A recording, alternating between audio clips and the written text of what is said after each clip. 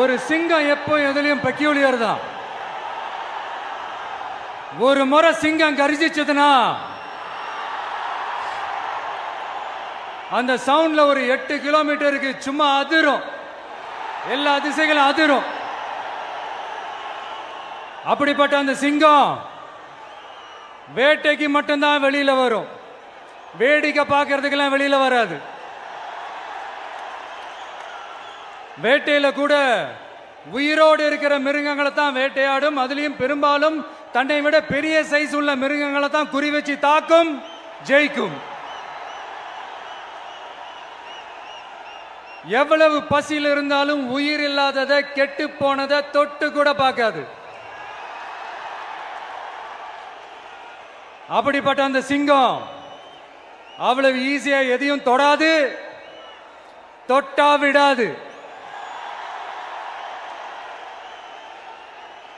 காட்டோட 4 பக்கமும் marking my டெரிட்டரின்னு தன்னுடைய பவுண்டரியை தானே வகுக்கும். அப்படிதான் அந்த காட்டையே தன்னோட கண்ட்ரோல்ல வச்சிருக்கும்.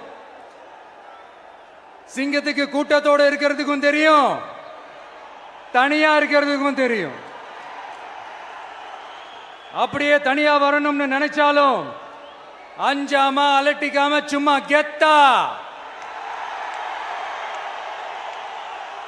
தனியா வந்து அத்தனை பேருக்கும் தண்ணி காட்டும்.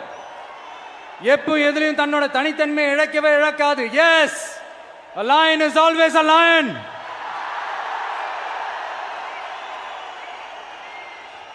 There are so many jackals and other animals in the forest, but there will be only one lion.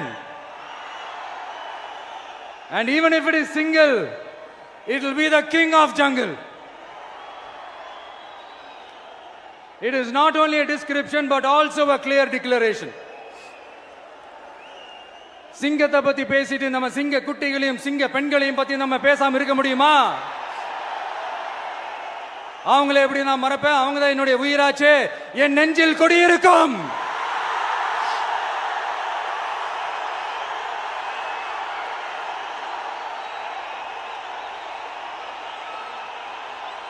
என்னுடைய தோழர்களுக்கும் தோழிகளுக்கும்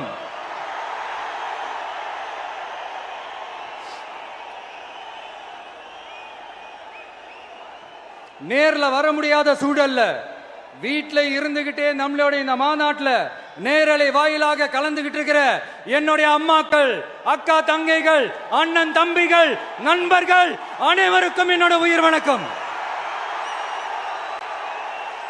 என்னோட உயிர் வணக்கம், என்னோட உயிர் வணக்கம்.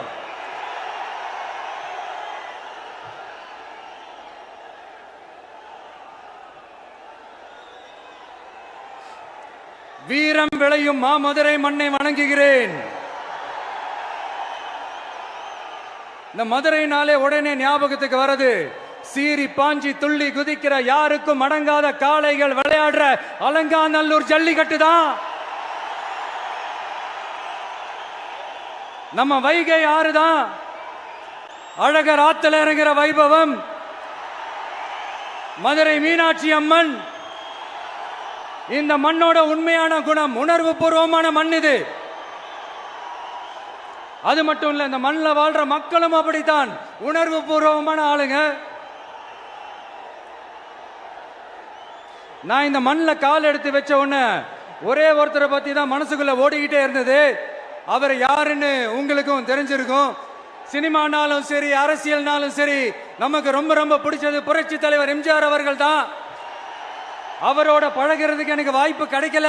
ஆனா அவரை மாதிரியே குணம் கொண்ட என்னுடைய அண்ணன் புரட்சி கலைஞர் கேப்டன் விஜயகாந்த் அவர்களோட பழகிறதுக்கு எனக்கு நிறையவே வாய்ப்பு கிடைச்சது. அவரும் இந்த மதுரை மண்ணை சேர்ந்தவர் தானே, அவரை மறக்க முடியுமா?